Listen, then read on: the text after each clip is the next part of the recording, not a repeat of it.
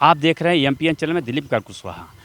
कहा जाता है कि जब कोई वस्तु कहीं से आता है तो उसका लाइसेंस, उसका वीज़ा, उसका पासपोर्ट, उसके सामान की जांच होती है। लेकिन अभी आप लोगों ने एक घटना सुना होगा, एक मदरसे के अंदर किस तरह से पाकिस्तान निर्मित द्वारा बनाया गया पंखा पकड़ा गया है।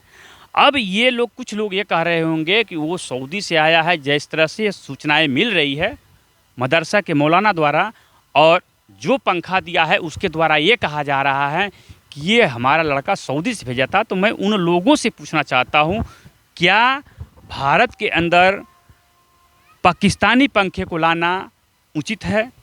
क्या जब वहाँ से पंखा लाया गया उसका बिल या रसीद नहीं बना था?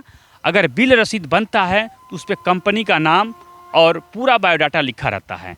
लेकिन कहीं न कहीं इसमें कुछ न कुछ साजिश नज़र आ रहा है, क्योंकि जिस तरह से पाकिस्तान निर्मित पंखा अगर विदेश से स्वदेश हमारे भारत में आ सकता है तो कुछ भी आ सकता है।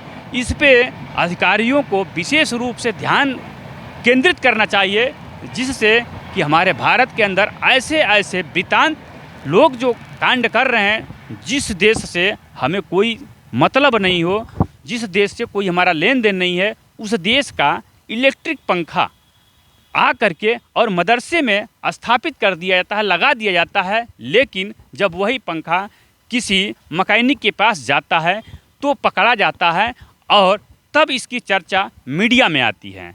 कहीं न कहीं कस्टम विभाग या जांचकर्ता इसमें कहीं न कहीं कोताही बरत रहे हैं कि बाहर से सामान जब आता है तो उसको नज़रअंदाज करके पासपोर्ट, वीज़ा या जो भी लगेज आता है उसको किस तरह से जांच किया जाता है कि पाकिस्तानी निर्मित पंखा आ करके कई वर्षों से एक मदरसे में चलाया जा रहा था और किसी को कानो कान खबर नहीं था। लेकिन जब वही पंखा किसी मैकेनिक के पास जाता है और जब उसका हॉलमार्क देखता है तब पता चलता है कि ये पाकिस्तान से बनाया हुआ पंखा भारत के अंदर चल रहा है।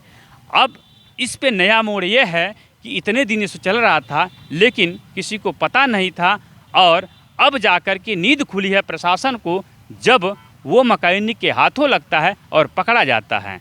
आप देख रहे हैं एमपीएन चैनल, मैं दिलीप कुमार कुशवाहा, आप सभी को धन्यवाद।